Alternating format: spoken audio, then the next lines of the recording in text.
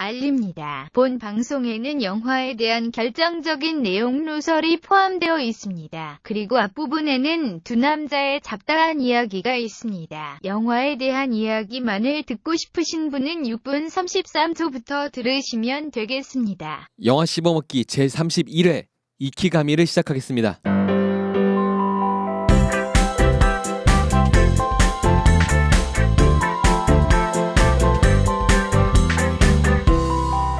영화 씹어먹기. 안녕하십니까. 여러분은 저를 잊어버렸을지 모르지만 괜찮습니다. 저는 여러분을 기억하고 있으니까요. 일주일 만에 찾아뵙지만 녹음은 지난화에서 한 5분 정도밖에 채 안 돼서 녹음을 하고 있는 과거의 세이주입니다. 안녕하세요. 추석이 지났지만 저희는 추석 한참 전에 녹음하고 있는 이키가미를 보고 온 MC 한세입니다. 반갑습니다. 반갑습니다. 한 분이 몸이 상당히 안 좋으셔서 우리 안나 씨께서 이미 돌아가셨습니다. 돌아가시고 죽었다는 게 아니고요. 죽었다는 게 아니고 말하면서 아차쉽네. 가셨다는 게 아니고요. 자택으로 이게 자택으로 얘기죠. 자택으로 돌아가셨습니다. 위험한 얘기를. 지난주에 이어서 오늘까지 죽음에 대한 얘기하는데 말 조심해야지. 그렇습니다. 뭐 자, 지난 5분 동안 뭐 하셨나요? 네. 지난 5분 동안 또 저희는 또 나름대로 저희 회사 속에서 정리하고 있었어요. 그러셨군요. 뭐 지금 5분이 뭐 아까운 시간 5분 동안 또 뭘 하고 순식간에 이것저것 많이 하고 있습니다. 네. 근데 진짜로 신기한 게요. 저희 영화 씹어먹기 초반에 좀 시작할 때만 해도 좀 여유가 좀 있었어요. 다 개인적으로도 조금씩. 그렇죠. 그래서 좀 여유롭게 좀 했는데 시간이 지나면 지날수록 모든 사람들이 여유가 없어져. 막 쪼개서 막 시간을 쪼개서 쓰고 막. 그러면서 참 다들 새벽에 영화 보고. 네, 힘들다라고 하고 있어서 또 나름대로 누가 먼저 영화 씹어먹기 그만하자라는 얘기가 누구 입에서 제일 먼저 나올까라는 또 궁금증을 갖고. 진짜 이상한 게 저희가 이렇게 하는 거에 대한 그 응원인지 모르겠지만 계속 청취자들 늘어나가시고 그 연극 제휴까지 왔었고. 그리고 지난주에 그 얘기를 안 했구나. 이 방송 끝났으니까 한 거 없나? 이미 옛날 얘기입니다 이제. 그러네요. 근데 그런 게 와주시고 하니까 이 관심들 때문에 계속 하게 되는 것 같아요. 네, 맞아요. 되게 신기한 거기도 하고. 뭐 어쨌든 그 저희가 영화를 보는 거 좋아하고 영화를 보고 나서 뭐 이렇게 뭐 썰 좀 우리끼리 풀자. 근데 이왕이면 그 같이 본 사람들이 들었을 때 나도 그렇게 봤는데 나하고는 이런 얘기 나눌 사람이 없었어라고 했을 때 이런 저희의 철없는 이런 썰들을 들어주시면 재밌잖아요. 뭐 서로 재밌으라고 하는 얘기니까. 가볍게 시작했는데 점점 무거워지고 있어요. 사실 저희도 이거 좀 무거워지는 것 같아서 예전처럼 그냥 에라 몰라 그냥 우리 그냥 내가 하고 싶은 얘기 할래라는 그런 막무가내 정신도 좀 필요할 것 같아요. 사실 그러니까 저희가 좀 많이 좀 웃기려고 중간중간 노력을 많이 했었는데 초반에는. 그랬어요? 전 그런 거 없었는데. 저 웃기려고 노력 많이 했어요. 뭐 제 캐릭터가 뭐 망가지든 한에 있더라도 김민규가 저희 그 뭐라 그러지? 제 주위 사람들은 저보고 주접 좀 떨지 말라고 하거든요. 근데 사실 뭐 제가 주접을 떨어서 듣는 분들이 제 주접 재밌다라고 생각해 주시면 좋은 거니까. 근데 어느 순간부터 굉장히 뭐 아는 척하는 것 같고 재수가 없더라고요. 제가 들어서 그냥 모르는 대로 있어야 되는데 자꾸 중간에 어느 순간부터 저희가 이제 너무 지식이 없다라는 생각 때문에 좀 더 공부를 하다 보니까 아는 척을 하게 되고 아는 척을 하니까 재수가 없더라고요. 그래서 모르는 채로 저희 정보가 없는 채로 뭐 이렇게 방송을 하는 게 더 재밌는 것 같아요. 그렇게 되나요? 네. 저는 한세 씨께서 그렇게 말씀을 하셨는데 그래도 저희 청취자분 중에 그네와 파라솔이 하는 분이 한세 씨의 되게 오랜 팬이셨잖아요. 그래서 이분께서 되게 팟빵에도 글을 남겨주시는데 웬만하면 메일을 보내주세요. 저희는 팟빵 글 잘 안 들어가기 때문에 잘 몰랐는데 거기 글 잘 남겨주시더라고요. 그래서 되게 감사하고 이분께서 또 이렇게 댓글 남겨주시니까 또 힘이 나서 또 하게 되는 것 같아요. 네, 맞아요. 감사합니다. 감사합니다. 그걸 듣고 계시는 나머지 100명이 넘어가는 200명, 300명, 500명 넘어가는 그 여러분들이 점 하나 찍힌 메일이라도 보내주시면 더 힘내서 해볼게요. 저는 여러분한테는 한참 그러니까 어제 얘기했지만 29일에 구글에서 안드로이드의 새 OS와 새 폰을 발표하는 날이에요. 29일이 9월 29일이. 그래서 지금 저희로서는 8일 남은 건데 네. 전 그거를 상당히 기대하고 있습니다.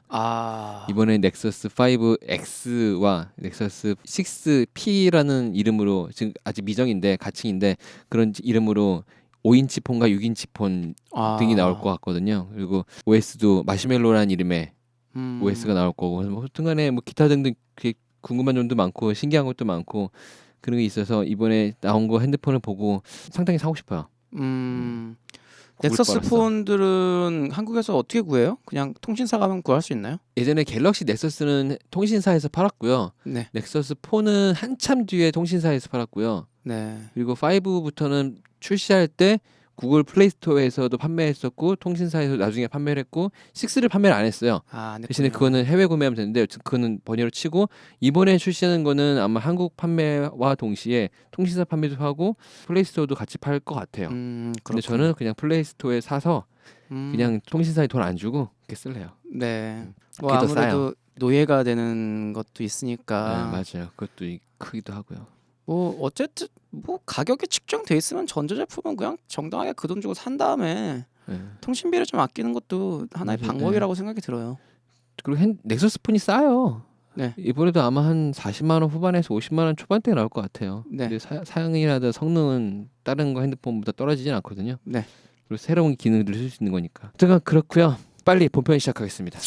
안녕하세요. 로맨틱 멜로디 초비입니다. 여러분은 지금 영화 씹어먹기를 듣고 계십니다. 이번 주 영화 씹어먹기 씹어먹는 영화 뉴스 31회는 이키감인데요. 뉴스가 아니고 왜 갑자기 뉴스가 나와? 죄송합니다. 뉴스를 빼먹고 하니까 뉴스가 나오네요. 이번 주 영화 씹어먹기 본편 31회는 이키가미입니다. 이키가미의 간략한 줄거리는 가능할까요? 네, 가능합니다. 그렇군요. 네. 정부가요. 네. 뭐 국가 번영 뭐 이런 말도 안 되는 헛소리를 예를 들면서 네네. 생명의 소중함을 느끼고 자살률을 줄여야 된다. 네. 생명의 어쨌든 국민들이 생명의 소중함을 느껴야 된다라는 궤변을 그런 취지에서 그런 취지로 20살에서 30살 사이인가요? 18에서 24 네, 사이에 사람을 무작위 착출로 사망을 하게 합니다. 1000명 중에 한 명이라 나오죠. 네. 그래서 죽을 대상한테 24시간 전에 죽기 24시간 전에 사망 예고증을 보내줘요. 그쵸. 그래서 그 사망 예고증을 받은 사람이 24시간을 어떻게 지내는지의 여러 사연을 담아서 그걸 내용으로 담고 있습니다. 그렇죠. 크게 보면은 세 가지고 짜잘하게 보면 한 네 가지가 나오는데 오프닝 포함해서 네. 크게 보면은 가수와 가수 친구 네. 두 명의 이제 이야기가 있고 그리고 정치가 부모를 둔 아들의 이야기가 있고 네. 그리고 각막 이식을 바라고 있는 동생을 둔 오라버니의 이 세 이야기가 메인 줄거리인데 네. 일단 가수 친구 둘 얘기부터 할게요. 네. 가수 친구를 바라보는 음악가로서 어떻게 보셨나요? 비슷한 상황들이 있었잖아요. 한세영 씨께서는. 뭐 사실 음악하는 사람이나 네. 아니면 모든 예술하는 사람이 네. 지금 그 장면에서는 많이 공감을 하셨을 거예요. 그렇겠죠. 뭐냐면 그 둘이서는 그냥 길거리에서 공연을 하던 네. 약간 반 아마추어인 상태죠. 그냥 아마추어죠 처음엔. 네. 뭐 모든 예술은 그래도 좀 완전 아마추어라고 보는 거 싫어하거든요, 저는. 그런가? 반 아마추어라고 하는 게 더 좋을 것 같아요. 그래서 이제 한 명만 유명 기획사에 스카웃이 돼서 그 친구도 이제 혼자 데뷔하는 게 아니고 이제 또 얼굴 마담을 또 영입이 돼서 처음에 혼자 데뷔했는데 혼자 데뷔하니까 말아먹고 안 그다음에 되니까 다른 이랑 같이. 그렇게 해서 이렇게 되는데 어쨌든 이 친구가 24시간밖에 안 남았을 때 선택을 하는 게 이제 그런 자기의 그 친구 그때 그 마음 뭐 이렇게 돌아가는데 이정표라는 노래를 부르면서 거기서 얘기를 해주고 싶은 메시지가 딱 두 가지인 것 같아요. 현실, 그러니까 대중들이 원하는 것을 따라가야 된다. 그래야 회사도 들어갈 수 있고 어떤 돈의 흐름에 쫓아갈 수 있다. 또 하나는 그 사람들조차도 진실성 앞에서는 진실성이 돈이 만들어지는데 하지만 그거를 일부러 만들 수는 없다. 저절로 만들어지는 거지. 여기에 이시 과장이 그 주인공한테 그런 얘기를 해요. 사람들은 스토리를 원한다고. 그렇죠. 그러면서 그걸 딱 들을 적에 제가 어떤 생각이 들었냐면 예전에 한세 씨가 저한테 얘기했던 것 중에 그 무슨 가수들 오디션하는 프로그램 중에서 뭐 얘네들을 억지로라도 스토리를 만들어서 더 불쌍하고 더 가엽고 그렇죠. 더 못난 일을 만든 다음에 얘네 성공 스토리를 바란다. 그렇죠. 그렇게 만들려고 한다는 얘기를 하셨던 게 갑자기 문득 생각났었어요. 그거는 이제 아무래도 오랜 전통이라고 해야 되나요? 뭐라 그러죠? 뭐 방송을 만들면 오랜 자극적인 이야기를 방법이죠. 만들어가기 네. 위해서 이렇게 하는 건데 네. 여튼간 거기서도 이정표라는 노래가 주인공이 그런 얘기를 하거든요. 애초에 이 노래를 승부를 봤으면 잘 됐지 않았을까라고 하니까 이시 과장이 그렇지 않았을 거라고 그렇지 않았죠. 그런 그렇죠. 그 스토리를 대중은 필요한다라고 말을 하는데 그리고 나서 유명해진 그 노래와 그리고 이제 그거를 돈벌이로 다시 이용하려고 여기저기까지는 아니구나 그 기획사에서 찾아가고 하는데 그 네. 친구는 친구의 우정을 위해서 그걸 포기하는 내용이잖아요. 그렇죠.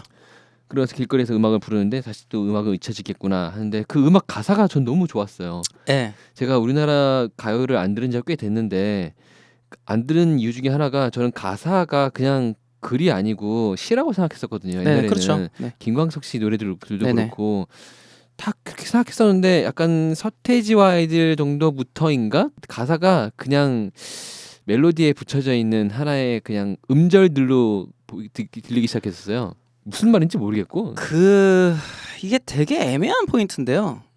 그러니까 만약에 제가 뭐 멜론 지금 1위부터 100위까지를 저희가 폄하하고 싶은 생각은 아니지만 네. 대부분 우리가 알고 있는 곡들 중에서 좋은 가사를 갖고 있는 게 없어요. 그렇다고 우리나라 음악이 다 그렇게 좋은 가사를 안 담으려고 애들이 하냐? 그건 아니요. 아니거든요. 분명히 굉장히 좋은 가사를 담고 있는 이정표처럼 그런 노래들이 굉장히 많아요. 근데 그게 이제 100위 밖에 있어서 사람들이 모를 뿐이죠. 무슨 말이냐면 세이주 씨가 그런 음악을 좋아하는데 그런 음악을 찾고 싶은데 그 음악을 찾기 위해서 멜론에 있는 모든 신보를 다 들어볼 수 없는 거잖아요. 그렇죠. 그 곡을 찾기 예전에 위해서. 신해철 씨 살아계실 적에 네. 고스트 스테이션 이런 데서 밴드 음악들을 들을 수 있는 기회가 많았거든요. 네네네. 새벽 시간대 그런 거. 신해철 씨가 땡땡이 안 쳤으면 들을 수 있었는데 그분이 땡땡이를 치고다가 너무 쉽게 그게 가셔가지고 등간에 그러면서 내일도 알았고 피터팬 컴플렉스도 알게 됐고 되게 여러 가지 밴드들 많이 알았는데 그때 그 사람들의 노래 가사는 그래도 시에 가까운 네, 거였었고 맞아요. 제가 산울림을 되게 어릴 때부터 좋아했거든요. 초등학교 예전부터. 그래서 초등학교에다가 일기에다가 산울림 좋아한다 썼더니 부모님 소환될 뻔했어요. 얘가 좀 이상하다. 요즘 노래 안 좋아하고 산울림 좋아한다 했었는데 이 노래 들으면서 그런 생각이 많이 들더라고요. 또 그런 거 있잖아요. 그러니까 이 영화에서도 역시 매체나 사람들은 스토리를 좋아한다. 그래 그 스토리와 이정표가 맞아 떨어지면서 이런 사건이 이렇게 흘러가게 됐는데요. 우리나라 같은 경우에도 그런 좋은 음악을 하는 아티스트들이 뭐 당연히 100위 안에 안 들어가면 돈이 안 되고 돈을 못 벌고 결국 거리로 내몰려서 거리에서 공연을 해서 심지어요. 팬들이 굉장히 많은데도 불구하고 팬들이 이 사람을 돈을 벌어주질 못해요. 그러니까 무슨 말이냐면 팬들은 방법을 당연히 알아야 되는데 이 사람이 내가 좋아하는 아티스트가 먹고 살게 하려면 뭘 해야 되는지 알고 있는데도 불구하고 하지 않아요. 그게 뭐냐면요. 기부? 공연을 하면 공연을 보러 가면 돼요. 공연을 안 하는 가수면 네? 아직까지 공연을 하지 않는 가수면 CD를 사야죠. MP3를 다운받고. 돈 주고 받는. 그렇죠. 근데 그게 다 통신사가 가져가잖아요. 아니 뭐 CD를 사는 게 유통사들이. 가장 이상적인 방법이고요. 아, 그래요? 왜냐면 좋은 그 싱글만 내는 아티스트는 네. 그건 어쩔 수 없어요. 그 친구가 돈을 버는 루트가 없는 거야. 근데 만약에 음. CD를 내는 아티스트라면 적어도 내가 한 곡이라도 좋아했으면 그 CD를 사야 돼요. 그렇죠. 그냥 내가 안 들어도 그냥 비닐팩을 안 뜯고 이렇게 보관하는 한이 있더라도 그걸 해야 이 사람이 또 좋은 곡을 써요. 그리고 만약 공연을 하면 공연 뭐 35,000원 뭐 이런 거 내고 가서 봐야 돼요. 근데 문제는 그 공연을 안 보러 가고 이 친구가 저 어디서 버스킹 합니다라고 하면 거기 다 몰려오는 거예요. 버스킹 했으면 곡 듣고 돈 지불하면 팬들이. 되죠. 팬들이 거길 다 몰려와서 이 가수조차도 아니 왜 내 공연을 안 오고 왜 공짜로 한다니까 여기 다 몰려오냐 당신들 왜 이러세요 이렇게 하소연을 하는 상황이 벌어지는 거예요. 그러니까 물론 저 이런 생각합니다. 우리나라가 공연 35,000원 공연 그리고 15,000원짜리 CD 못 살 정도로 각박해요. 네, 맞아요. 그래서 먹고 살기도 힘든데. 네 힘들어요. 그래서 그 돈 나도 먹고 살기 힘든데 뭐 나 핸드폰 요금도 아껴 쓰면서 데이터 요금도 적게 쓰면서 버티고 있는데 그 돈 살 수 없죠. 그렇죠. 그냥 이해하는데 그래도 결국은 좋은 아티스트들이 참 어려울 수밖에 없는 거예요. 그런데 그러게요. 어려우니까 스토리 만들어서 저기 나가야 되는 뭐 예능 방송에 나와서 나가든지 이름 아니면 알리고. 진짜 그럴게요. 생각해 보세요. 방송 연예인들이 심사 보는데 자기보다 좋은 가사 써본 적이 없는 사람들 앞에서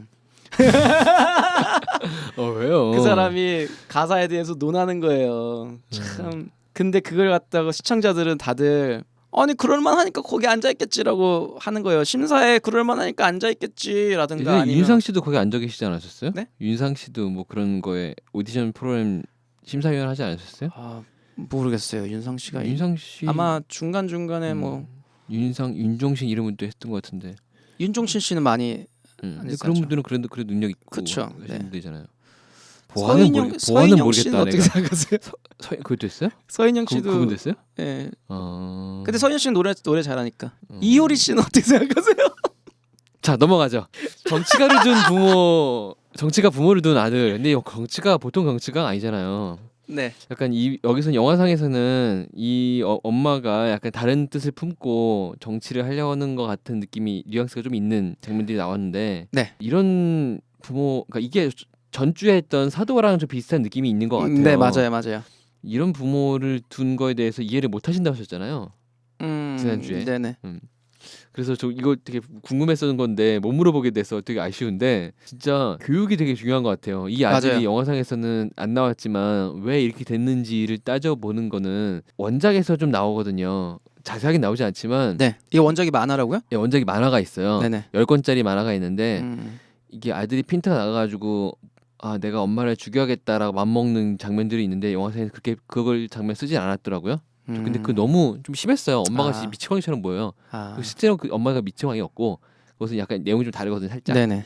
그래서 이런 세태가 이 영화상뿐만이 아니라 진짜 그 실제로 사도도 있잖아요. 그렇고, 아니 그 제가 얼마 전에 좋은 글 하나 읽었는데 그 방송을 캡처한 건데요. 엄마들이 아이들한테 집착 너무 많이 하잖아요. 엄청나죠. 네, 근데 그때 그 상담사가 이러더라고요. 우리 아이가 대학을 못 갈 수도 있다는 거를 생각을 하고 있어라. 그러니까 반포기 상태로 아이들을 바라봐라. 기대가 크면 큰 만큼 실망이 큽니다. 그러니까요. 아니 뭐 아이들이 알아서 잘 살 텐데 그렇죠. 왜 본인들의 입장의 그 경험들로 아이들을 이렇게 만들어 하는지 좀 이해가 안 가는 게요. 그분들 엄청 멍청한 거예요. 왜 그런지 아세요? 그분들이 20대와 저희 20대는 적어도 25년에서 30년 차이가 나요. 그렇죠. 30년이면 그분들이 뭘 어떤 걸로 성공했어도 30년 뒤에 똑같은 걸로 성공할 수가 없어요.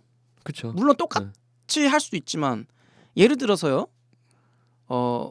의사라는 직업이 저는 공부 정말 열심히 하고 똑똑한 사람들인 거는 맞아요. 하지만 그쵸. 옛날만큼 돈을 버는 직업이 아니에요. 지금은. 특정 부류의 의사분들은 더 벌죠. 벌겠지만 네. 어쨌든 뭐 소아과 아니다. 약간 그 의미가 좀 퇴색되긴 했어요. 네, 되게 애매한 거예요. 똑같지 않아요. 솔직히 그리고 제가 음악을 그렇게 말리셨는데 제가 결국은 제일 먼저 친구들 중에서 제일 먼저 성공하게 됐고 그런 면에서 보면 제가 옳은 선택을 한 거죠. 오히려 상황 판단을 잘한 거죠. 그렇죠. 그러니까 이거는 아이가 그냥 알아서 그냥 하고 싶은 거 하게 냅둬야 되는데 부모님들이 자기 세대 때 이렇게 했어야 된다. 그런데 나는 그렇게 안 해서 내가 좀 망가진 것 같아서 아이를 자기 때 그 만약에 1970년대 때 그때 기준으로 아이를 시킨다는 거죠. 전혀 맞지 않는 그 시대의 그 가치관으로. 그러면 애들은 힘들어요. 당연히 말이 안 되는 거죠. 그렇죠. 공부도 마찬가지예요. 이 기대감이 왜 생기냐면요. 아이들이 어렸을 때 자기는 굳이 많이 안 시켰는데 갑자기 잘하는 거예요.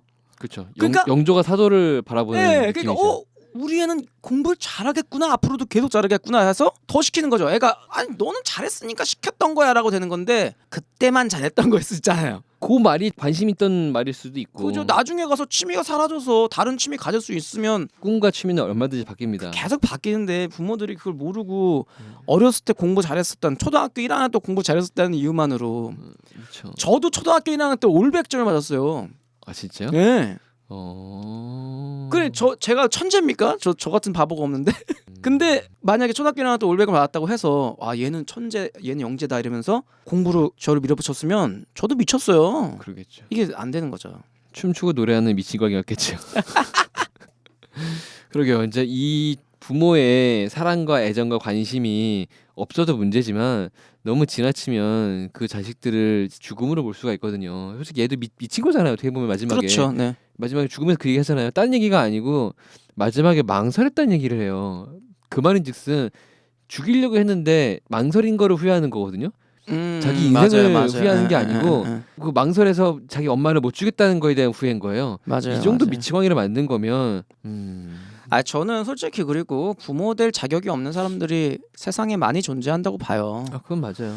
네, 그런 사람들은 나이 솔직히 먹었다고 다 어른은 아니거든요. 네, 죽여도 돼요. 네. 아이 그거는 좀 아니에요. 아니, 그건 그냥 따로 살아야지 사실. 집에 나갔어야지. 진작에. 집에 나가서 독립을 해서 뭐 모든 가정이 다 올바를 수가 없어요. 그러면 사실 당사자가 처신을 잘해야 된다고 생각해요. 저희 저번 주에 사도했잖아요. 네. 물론 저희한테는 5분 전이었죠. 몇 분 전이었지만 네. 저는 정조처럼 그냥 눈치 잘 보고 처신을 잘해야 된다고 생각해요. 그게 무슨 말이냐면 그것 때문에 막 반항하고 막 이건 아니고 눈치 잘 보면 다 극복해 나갈 수 있는 방법은 있을 것 같아요. 막무가내로 대립하는 것만이 네. 일단 답은 아닌데 그렇죠, 맞아요. 이것도 영화다 보니까 아무래도 극적 효과를 위해서 극으로 대립하잖아요. 네, 맞아요. 네, 그런 부분이 참 안타깝죠. 진짜 현실에서 이런 얘기들이 오가고 있고 맞아요. 그래서 이런 문제들이 텔레비에 대두되고 있는데 저는 이제 부모는 어쩔 수 없다고 생각하는데 부모를 교화시키는 것도 국가가 지켜봐야 될 문제이긴 하지만 사실 이제 우리 어린 아이들, 젊은 아이들한테 이거를 극복해 나갈 수 있는 현명한 어떤 대처 능력도 그게 교육이죠. 부모들이 대화를 자주 해주고 그래야 되는데 그 현명한 대책이라든가 뭐 이 처신을 잘하는 사람이 곧 나오죠. 각막 이식을 바라는 동생을 둔 오라버니가 그렇죠. 부모님을 되게 어린 나이에 잃어버렸는데 고아원에서 자라면서 어떻게든 이렇게 뭐 좋은 일을 한 건 아니지만 네네. 열심히 일을 해서 동생을 이제 거기서 꺼내주려고 되게 노력한 어떻게 보면은 동생을 사랑하는 좋은 오라버니인 사람이 나오는데 이 이야기 되게 극적이지 않으셨어요? 네. 너무 보면서 극적이었죠. 막 벽지에 그 포스터 붙어 있고 막 그런 거 보니까 그 영화 볼 때 두 번째 울컥하는 장면이었어요. 네, 가슴이 되게 아팠어요. 네, 처음에 아까도 말했지만 이정표 부를 때 너무 잘 불러가지고 이정표도 그렇지만 어쨌든 그 마지막에 이제 1시간을 땡겨주세요. 그러니까요. 그게 너무 감동적이었는데 사실 그거보다 더 감동적이었던 부분도 있었어요. 제가 보기엔 뭐요? 뭐냐면 이 죽기 일보 직전까지는 이제 오로지 동생 생각밖에 없어요. 맞아요. 근데 맞아요. 예, 죽기 직전 진짜 동생을 수술로 보내고 나서 그제서야 난 죽기 싫은데라는 얘기가 나와요. 맞아요. 그거 정말 연출 잘한 것 같더라고요. 감독님이 진짜 사람들의 내면을 좀 더 친절하게 바라볼 줄 아는 감독인 것 같아요. 맞아요. 거기에 나왔던 딸이래. 동생이 나루미 리코라고 아마 이 당시엔 유명하지 않았을 거예요. 근데 지금 되게 유명한 배우거든요. 그렇군요. 그 오라버니도 야마다 타카유키라고 되게 유명한 배우예요. 얘가 나이는 잘 모르겠는데 나이에 비해서 연기 되게 잘하는 걸로 유명하기도 하고요. 유명한 영화도 되게 많이 나왔어요. 그리고 제가 가장 좋아하는 일본 드라마 중 하나인 용사 히요미코인가? 이름이 잘 안 나네. 무슨 그 용사물이 있어요. 네. 그게 드래곤 퀘스트 패러디한 영화인데 진짜 어처구니없이 웃기는 거거든요. 갑자기 무슨 마법에 걸려가지고 너는 앞으로 사람 말을 할 수 없어 그러면은 갑자기 막 고양이 소리 하고 있고 그리고 나중에 알고 봤더니 배경이 판타지가 아니야. 막 되게 확 섞여 있어. 그래서 되게 좋아하는 거기서 주인공 나오는데 요시히코와 마왕성 뭐 이렇게 시즌 2까지 나왔었는데 네. 거기서도 연기 되게 잘했었고 되게 좋은 배우거든요. 그래서 특히 이 두 배우가 연기를 되게 잘했기 때문에 그걸 되게 거기 잘 살리지 않았나. 첫 번째 가수는 그 주인공 남자애가 요리를 너무 잘해서 솔직히 생긴 걸로 따지면은 작곡했던 츠카모토 타카시라는 배우가 더 잘생겼잖아요. 네네. 길거리 캐스팅을 한다고 치면 이 작곡가를 데려갈 것 같아요. 그렇죠. 내가 보기에는. 예, 맞아요. 곡도 잘 쓰고 잘생겼어. 근데 상대적으로 떨어지는 이 친구를 데려간단 말이에요. 근데 단순히 노래를 잘 부르는 것만으로는 물론 그래서 일찍 망할 수도 있어요. 네. 설정상으로 그래서 일찍 망할 수는 있어요. 노래를 잘 부르지만 비주얼이 안 돼서. 그렇죠. 근데 그런 거에 비슷해 노래를 너무 잘 불렀기 때문에 그 외모를 다 커버할 수 있는 정말 명곡이었고 여기서는 연기도 다 잘했고 좋아서 되게 좋았어요. 설정도 되게 좋았고 아까 말했던 그 1시간 돌리는 설정이 그 사람들이 그 할머니가 옆에서 떨리는 목소리로 그래 지금 7시 44분이야 뭐 이렇게 해주고 뭐 지금 전기가 나서 TV가 안 나와 그런 것도 너무 좋았어요 진짜. 일본 영화의 특징 중에 하나가 제가 정말 좋아하는 게 뭐 코믹물이든 아니면 멜로물이든 아니면 어떤 장르든 그 인간의 내면의 그 사람의 마음이 어떨지에 대한 그 해석을 되게 친절하게 잘해줘요. 영상에서 보면. 그러면서 제일 많이 쓰는 단어 중에 하나가 인간이라는 단어를 많이 써요. 인간. 네, 인간이니까 이런 마음을 갖게 된다라던가 아니면 인간이니까 우리가 이런다 아니면 인간이니까 우리가 이렇게 독해질 수 있다 인간이니까 우리가 이렇게 약해질 수 있다 이런 것들에 대한 설명이 되게 친절하게 잘 돼 있는데 이 영화도 시작할 때 24시간밖에 못 사는 사람이 복수를 하러 바로 가는 맞아요. 예, 그 DJ한테 복수하러 가는 그 딱 그 이런 감정부터 24시간밖에 안 남았으니까 동생을 위해서 할 수 있는 걸 다 퍼붓는 이런 마음가짐까지 그런 것들의 마음 이런 것들을 정말 설명을 잘해주고 있다는 느낌을 많이 받았어요. 맞아요. 근데 저희 지난주에 했던 사도에서는 사실 잘 못 느꼈던 감정선이거든요. 물론 저하고도 좀 말씀하셨었죠. 예. 저하고는 좀 너무 다른 세상을 사는 것 같아서 그런 제가 못 느낀 걸 수도 있지만 훨씬 이거는 이제 설명을 좀 이 사람의 감정선에 대한 설명을 잘해주고 있다 이런 생각이 좀 많이 들었어요. 일단 왜냐면 울컥하잖아요 보면서 자꾸. 맞아요. 너무 잘 만들었어요 이거는. 뭐 전체적인 이야기는 이런데 그 연출적인 측면에서도 놀라운 게 많았어요. 이게 국가 감시하는 얘기잖아요. 그렇죠. 중간 중간에 CCTV 화면 같은 게 맞아요. 흑백 화면이 나와요. 그래서 이게 잔인한 장면도 CCTV 화면을 넘어가면서 이렇게 싹 묻혀주는 그런 효과도 있었는데 그 장면들이 이거를 그냥 개개인의 이야기가 아니고 좀 누군가 감시하고 있다는 느낌도 되게 많이 줬고 주인공이 그 카메라를 보면 그러니까 카메라가 아니죠. TV를 보고 있는데 그 TV가 마치 어딘가 카메라가 있어서 걔를 또 감시하는 것 같은. 네 맞아요. 그래서 이렇게 째려보니 있으니까 나중에는 약간 불순한 사상을 가지고 있는 거 아니냐 해서 조사까지 받고 하잖아요. 네네네. 그런 거에 빌미도 제공되는 그런 장치여서 와 되게 잘 만들었다 싶었기도 했었고. 그렇죠. 처음에 우리가 말 안 했지만 오프닝 장면에 나오는 그 클럽에 있는 친구를 죽이러 가는 왕따 당했던 그 친구 장면 포함해서 달려갈 때 카메라 일본 말로는 데모치라고 하고 우리말로는 들고 찍기, 영어로는 핸드헬드라 찍는 그 떨림이 너무 잘 표현된 거예요. 네 맞아요. 난 일본 영화들 볼 때 가장 놀라운 게 그 핸드헬드 느낌을 너무 잘 살려요. 그러니까 촬영자가 감정을 실어서 연기를 하는 건데 이거는. 네 맞아요. 일본의 카메라 감독님들은 이런 연기를 너무 잘하는 거예요. 그래서 전체적인 연출면도 그랬고 너무 좋았었어요. 그런 것들은.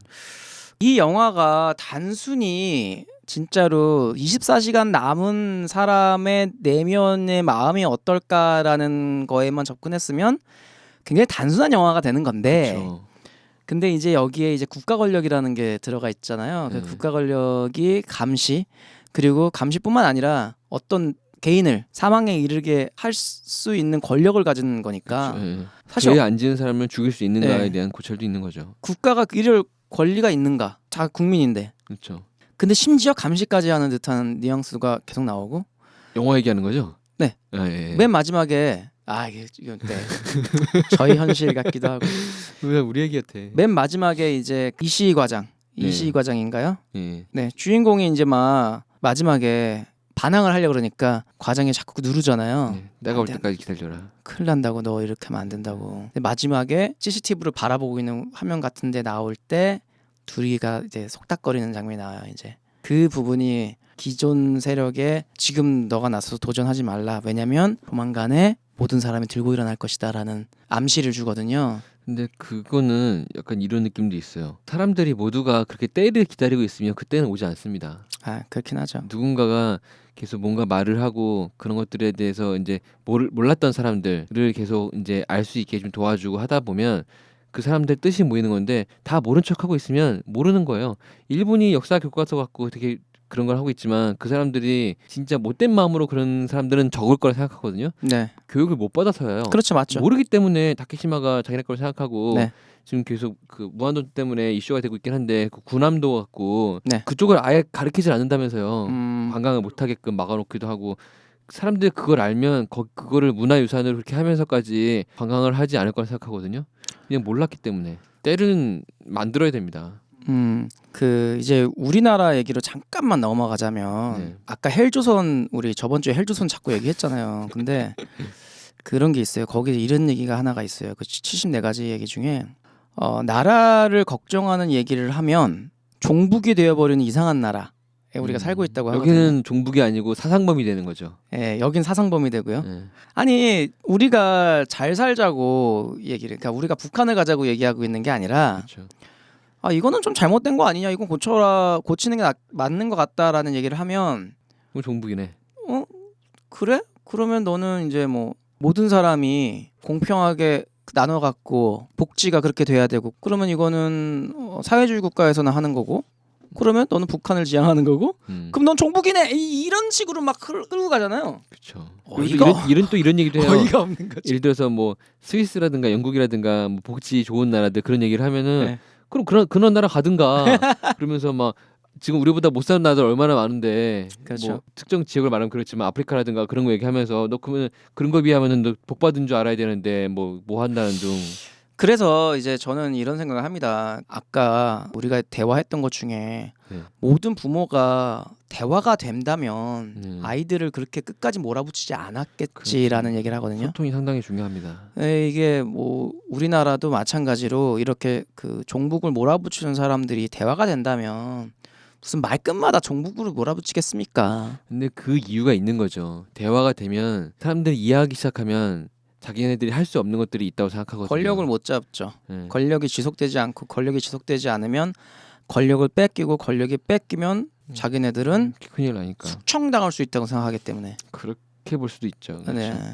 영화상에서 보면 이런 말도 안 되는 이런 보안법이 아니고 뭐라 해야 되나 이거를 그런 네. 법률의 이 기가미 법에 대해서 사람들이 불만 있는 사람들이 있긴 하지만 그런 얘기를 하면 전부 다 교화를 시키잖아요. 네네. 고문 비슷하게 하더라고요. 영화상에서는 막 네네. 불 비춰놓고 막 힘들어하는 어머니가 네. 그러니까 고문을 당했던 거잖아요. 그렇죠. 옛날에 그 아들을 구하려고 했었다가 근데 아버지는 아들이 죽고 나서 네. 아버지가 오히려 엄마는 가만히 있어, 나를 돕기만 해라. 내가 이 기가미법 반대를 위해서 정치판에 뛰어들겠다. 해보겠다라고 말씀하시죠. 하는 거잖아요. 네. 그 정치가 부모는 둘 다 그거에 대해서 반대했던 것 같아요. 옛날에는. 네, 그렇죠. 그러다가 어머니가 그 아들을 구하려고 했던 그 행동 때문에 피해를 받게 됐고 아버지는 이제 남편은 그 부인을 조력하는 쪽으로 돼버린 건데 원작 만화에서는 사업을 했다가 망했다고 나오거든요. 아, 그렇군요. 그래서 이제 책 잡힌 것처럼 그렇게 하는 걸 나오는데 사람들이 계속 반복되는 얘기 같은데 그 타이밍을 기다리자고 하면 한도 끝도 없어. 연애도 타이밍이라고 생각하거든요. 그렇죠. 네. 정확한 딱 때가 있어요. 뭐 재력이라든가 외모라든가 그런 거를 초월할 수 있는 정말 최적의 타이밍이 있는데 게임도 그러잖아요. 스타크래프트 이런 거 뭐 하다 보면 최적의 타이밍이 있잖아요. 롤도 그렇고. 근데 그 타이밍을 잘 잡으는 게 중요할 것 같아요. 세이주 이거를 씨가 잘 보기엔 근데요, 이게 저도 참 이게 애매한 부분인 게 그 우리나라가요 지금 헬조선까지 하고 지역 불반도까지 나왔어요 이제. 젊은이들이 이 나라에 대한 불신과 불만이 엄청 극에 달았다고 보거든요. 그렇죠. 근데 왜 이렇게 조용할까? 저는 그게 이걸 유머로 그냥 끝내면 안 된다고 보거든요. 근데 저는 이렇게 생각하고 있어요. 이게 인터넷상에서 나오는 글들과 실제의 사람들의 생각은 많이 달라요. 왜냐면 네. 인터넷상에서는 모니터라는 방패와 키보드라는 칼이 있어요. 이건 그렇죠. 무적이거든요. 네, 무적이죠. 무슨 얘기든지 다 할 수 있어요. 말도 안 되는 걸 지어낼 수도 있는데 무적의 방패와 무적의 칼이 없어지면 사람들은 되게 소극적이 되고 약해지거든요. 개개인은 정말 약해요. 사람들은. 근데 이 개개인이 뭉쳐서 하나의 단체가 되기 시작하면 그때부터는 힘이 생길 텐데 그 단체를 모으기 힘들거든요. 그 제가 그 안녕들 하십니까라는 네. 그 대자보가 붙고 나서 맞아. 이거다, 이게 바로 도화선이다. 네. 도화선의 첫 불실에 불이 붙었다 생각해서 제가 음악도 만들었어요. 안녕들 하십니까라는 음악을 만들고 그 음악을 온라인에다가 공개를 했어요. 제가 저작권도 등록 안 했고 저작 인적권도 등록을 안 하고 무료로 배포했기 때문에 지금 넣어도 돼요. 이 팟캐스트에도. 그러니까 무슨 말이냐면요. 그냥 공개해 버렸어요. 왜냐하면 이거를 돈을 받고 팔면 안 되는 거예요. 가치가 달라지는 거잖아요. 네. 그래서 이 곡을 했어요. 그러고 났더니 촛불 집회 현장에서 공연 문의가 많이 들어왔어요. 그래서 이제 몇 군데는 가보고 하다 보니까 이제 박원순 시장 앞에서도 공연을 하게 됐는데 이 곡으로. 근데 제가 이 곡을 부르고 나서 주위 분들이 정말 많이 걱정을 해주셨어요.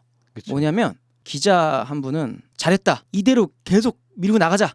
안녕들 하십니까? 이 붐을 끝까지 밀고 나가자. 그러니까 제 안녕들 하십니까도 이제 조국 교수가 리트윗을 하면서 더 많이 알려지게 됐거든요. 근데 또 한 기자는 네가 지금 몰라서 그런다. 너가 어느 순간에 사라질 수도 있다. 나 왜 그 두 기자가 다 누군지 알 것 같지? 왜? 넌 사라질 수도 있으니까 조심해라. 이미 발표한 건 어쩔 수 없고 지금부터 공연이라도 다니지 마라. 집회 현장에 나가지 마라. 이제 인생에 여기서 쪽내고 싶으면 뭐 막무가내로 해도 되는데 솔직히 걱정되니까 그냥 여기서 멈춰라라고 했는데 솔직히 제가 멈추고 분위기가 확 없어졌어요. 사실 이게 또 시기가 미묘하게 맞은 거죠. 네, 저 더 나갔어야 되는데 그 제가 모든 사람들이 딱 그 비슷한 시기에 비슷한 얘기를 듣고 그렇죠. 이렇게 뜬 것 같아요. 네네 조용해졌죠 다들. 영화상에서도 이 심하다라고 초반에 거기에 대해서 불만을 가진 사람이 한 명 있어요. 네. 이 사람이 객기단 히토리라고 일본에서 되게 유명한 개그맨이요. 아 그렇군요. 우리나라 사람 중에 정찬호 씨 똑같이 생겼잖아요. 네. 그리고 정찬호 닮은 꼴로 되게 유명했었는데 이분이 영화상에서도 어떻게 보면 옳은 얘기죠. 그렇죠, 옳은 얘기죠. 맞는 말을 한 건데 잡혀갔다가 잡혀가죠. 맨 마지막에 애들한테 주사를 놓는 거에서 주사 안 그분이구나. 아파요. 네. 주사 안 아파요, 안 아파요 하고 있다가 주인공을 보고 나서 되게 미묘한 표정을 지어요. 그래요. 그 표정이 마치 그 당시에 자기를 안 도와줬던 거에 대한 원망 같기도 하고 나의 생각을 안 바꿨는지 쟤한테 말하면 제가 또 나를 이제 밀고 할 수 있는 위치가 됐겠지라는 것 같기도 하고 아니면 자기는 이제 완전히 교화가 돼서 이게 맞다고 생각하는데 쟤에 대한 얘기를 들었을 때 쟤는 아닌 것 같아라는 그런 느낌도 있는 거 같고 되게 미묘한 상황이 딱 되니까 이 우리가 말하는 이 일상생활에서 현실에서의 사람들이 서로 간의 감시의 대상이 돼버리는 순간이 오면 정말 무섭겠더라고요. 뭐 권력기관에 대한 견제 뭐 이런 거 굉장히 중요하잖아요. 그렇죠. 이번에 우리나라 그것이 알고 싶다가 천회를 맞아서 정말 센 것들을 많이 보여줬는데 전 사실 이런 것들이 견제로서의 힘을 못 갖고 있다고 생각을 해요. 왜냐면 견제의 힘을 가졌다면은 그걸 본 국민들이 가만히 안 있어야 되거든요, 사실. 더 해야 되는 거죠, 더. 근데 아직 더 많이 필요한 것 같아요, 그런 것들이. 그 사람들이 그런 얘기해요. 언론에서 너무 막 국가 안 좋은 얘기하는 거 아니냐, 혹은 뭐 국가 편을 드는 게 언론의 그런 게 아니냐라고 하는데 언론의 원래 목적은요, 국가 기관의 감시와 그쵸, 그런 견제. 사회 고발이에요, 견제예요. 네, 맞아요. 네. 근데 그거에 대해서 맞는 얘기를 하면 뭐 방통위 잡혀가는 것 같기도 하고, 그렇죠. 뭐 제재 나쁘게 들어오죠. 보고 제재 들게 하고, 뭐 네. 그 좋은 얘기하고 말도 안 되는 거를 속보로 그 언론이 할 짓은 아닌 거죠.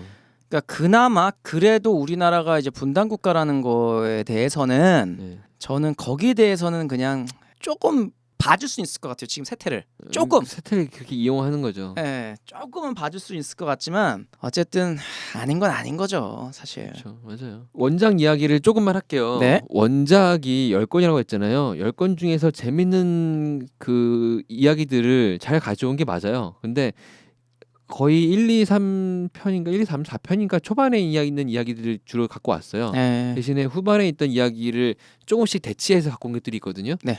여기서 가수 친구가 식당 가서 음식을 막 먹다가 맛이 없네 막 그러잖아요. 네, 그 이게 장면. 원래 다른 이야기에 나온 건데 아. 앞에 대체해서 들어왔더라고요. 근데 어쨌든 간에 이런 편집도 되게 잘했던 거긴 네네네. 한데 원작에서 후반에 이 국가에서 이런 말도 안 되는 짓을 한 이유가 나옵니다. 이게 원작에서는 일본이라고 나오지 않아요. 누가 봐도 일본이잖아요. 근데 이거는 네네네, 근데 그쵸. 일본이라고 정확하게 안 나오는 이유가 하나 뭐냐면 이웃에 있는 일본에서 이거를 배우겠다고 온 사절단이 나타나요. 그 말인즉슨 일본은 100% 아니라는 일본이 얘기죠. 아니다 이렇게 근데 표현했군요. 일본어를 쓰고 있으니까 뭐 네. 당연히 일본어를 생각했었겠죠. 좀 보면서 좀 기분 나빴던 부분이 이게 있었어요. 자기네가 전쟁에 대한 엄청난 피해 국가로 처음에 묘사가 돼요. 한 중반 이후부터 갑자기 네네. 군대도 없는 피해 받는 나라인데 원작에서요. 네, 원작에서 그래가지고 여기저기서 자기네한테 공격을 할 때 우리는 방어할 수 없다. 그래가지고 그 방어하기 위해서 군대를 만들어야 된다 이런 얘기들이 나오기 시작하다가 갑자기 일본 얘기가 나오기 시작하면서 결론적으로는 이게 어떻게 되냐면 사람들한테 공표를 할 때 군대에 지원을 하면 18세부터 24세까지의 사람들은 그 칩을 제거하는 백신을 놔주고 그리고 그 이후에 그 기간이 지난 사람들이 하면 당신 자식들한테 칩을 제거하거나 주사 맞기 전이면 아예 면제를 시켜주겠다. 그런 얘기를 하기 시작해요.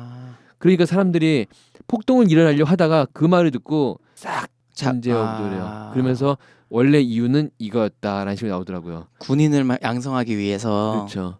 완전 완벽한 군인인 거예요. 이 사람들은 정말 목숨을 걸고 싸울 수 있는 군인들이거든요. 왜냐하면 자기 죽을 거를 살린 거고 그렇죠. 아니면 자기 죽을 자식을 살리기 위해서. 죽을 확률은 솔직히 전쟁 나가면 더 많이 확률이 클 거예요. 그렇죠. 대신에 네. 자기는 살아갈 수 있다는 믿음이 있으면 미래가 있으면 더 심한 짓도 할 수 있다는 거죠. 그렇죠. 당장 그 상태에서 사람들이 폭동만 일으켜서 아니면 옳은 말만 해서 V4 벤데타 같은 그런 형상만 벌어져도 전쟁도 안 일어나게 좋게 끝날 수 있는 일인데 결국에는 전쟁을 끌고 하는 이야기로 변화하면서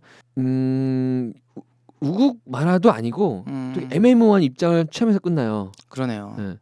그 전쟁을 좋게 보는 것도 아니고 이 정부가 옳은 일 했다는 것도 아니고 그렇다고 일본이 군대가 없어서 피해받는다는 것도 아니고 왜냐면 이게 일본이 아니었으니까. 그렇죠, 그렇죠. 일본은 네. 따로 나왔었거든요. 처음에 연출자가 만화를 만들면서 고심도 많이 했겠구나라는 생각도 좀 들기도 했었고 그러면서도 사람들한테 일본 내에서 약간 자기네 우익 관련된 이야기를 반대하는 이야기를 하면 자기도 피해받지 않을까 뭐 이런 것들도 고민이 좀 있던 것 같기도 하고. 네. 10편 중에서 정말 버릴 만한 이야기는 거의 없는데 그 중에서도 되게 인상 깊은 것들이 영어로 나온 거고요. 네. 뭐 원작 만화를 보실 수 있으시면 보셔도 되는데 아마 만화책방 가서 되게 구하기 힘들 거예요. 저 영화를 먼저 봤는데 영화가 너무 좋아서 찾아보니까 만화가 있었고 그거를 중고 서적에서 몇 권 사고 그 알라딘 그런 데서 몇 권 사고 해서 몇 개 구해가지고 다 책이 너덜너덜해요.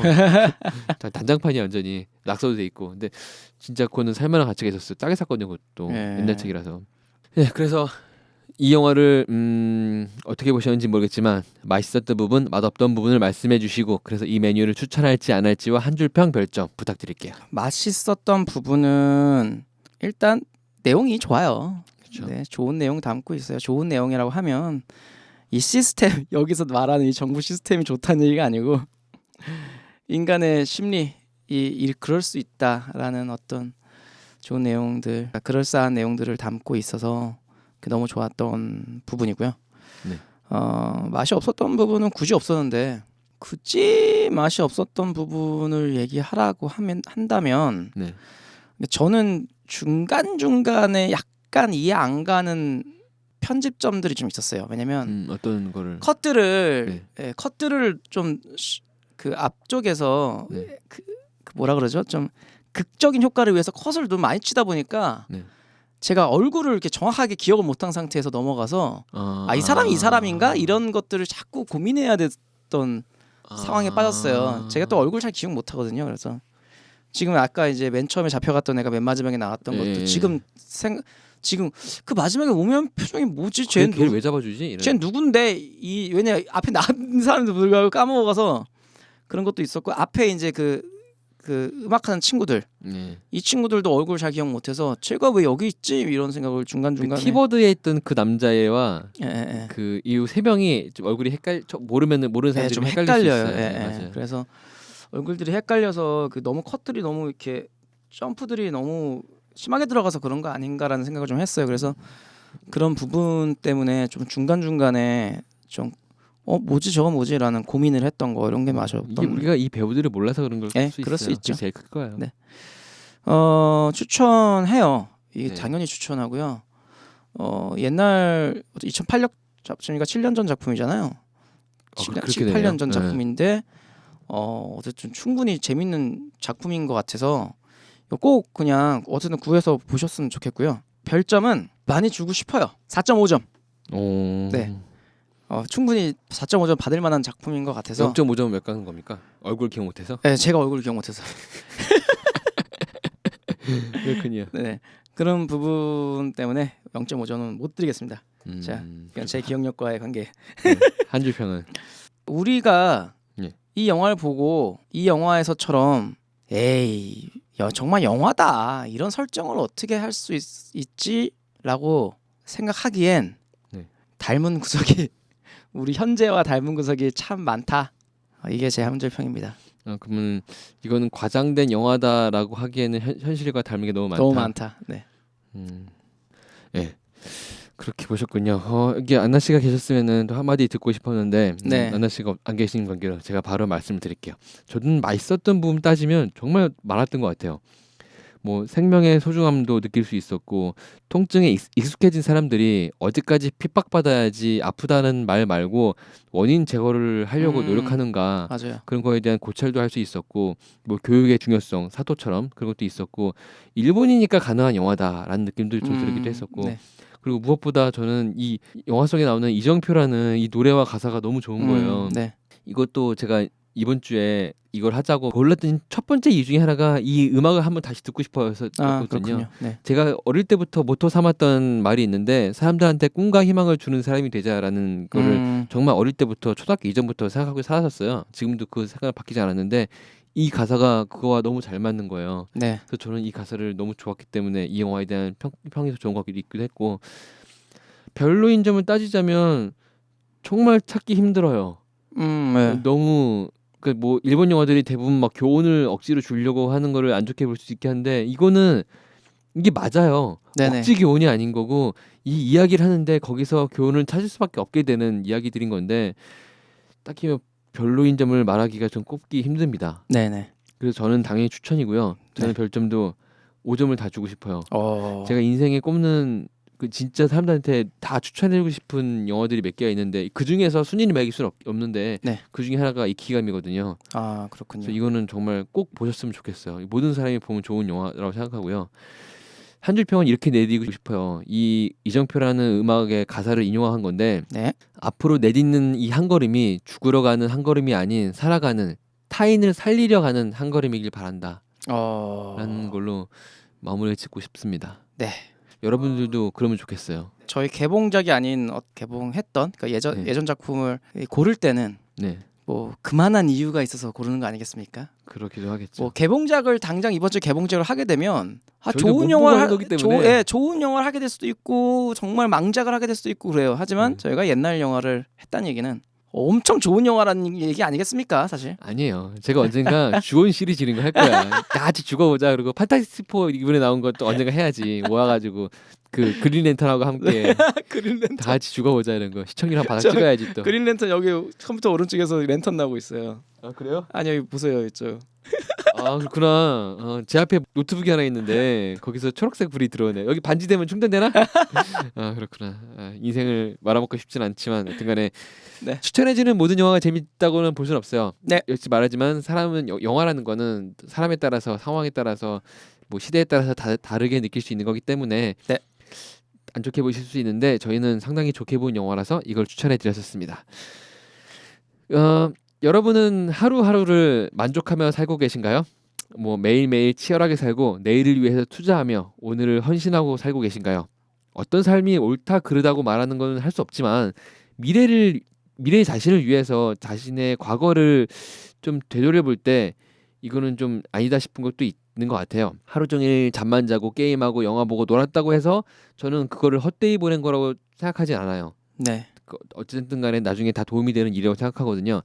영화 속 주인공들은 사망 예고증을 받은 그 상황에서부터 인생의 대변환을 맞이했습니다. 근데 그럼 이 사람은 어떨까요? 사망 예고증이 아닌 편지 한 장으로 인생이 바뀌려고 하는 사람이 있습니다. 34년 만에 도착한 편지를 받은 사람이 데니 콜린스라는 사람이 있는데 이 사람의 삶을 한번 보려고 해요. 네. 다음 주 영화는 알파치노 주연의 데니 콜린스를 할까요? 아니면 주온 더 파이널을 할까요? 지원 더 파이널 안 해. 다 같이 죽어볼까? 아 싫어. 다음 주 영화는 데니 콜린스입니다.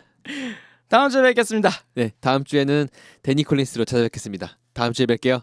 본 방송의 발언은 두 남자의 개인적인 의견일 뿐, 이 영화에 대한 보편 절대적인 평가가 아님을 밝힙니다. 영화 씹어먹기위원회는 영화는 시대에 따라 상황에 따라 개인의 차이에 따라 모두 느끼는 바가 다름을 인정하며 그 차이를 존중합니다.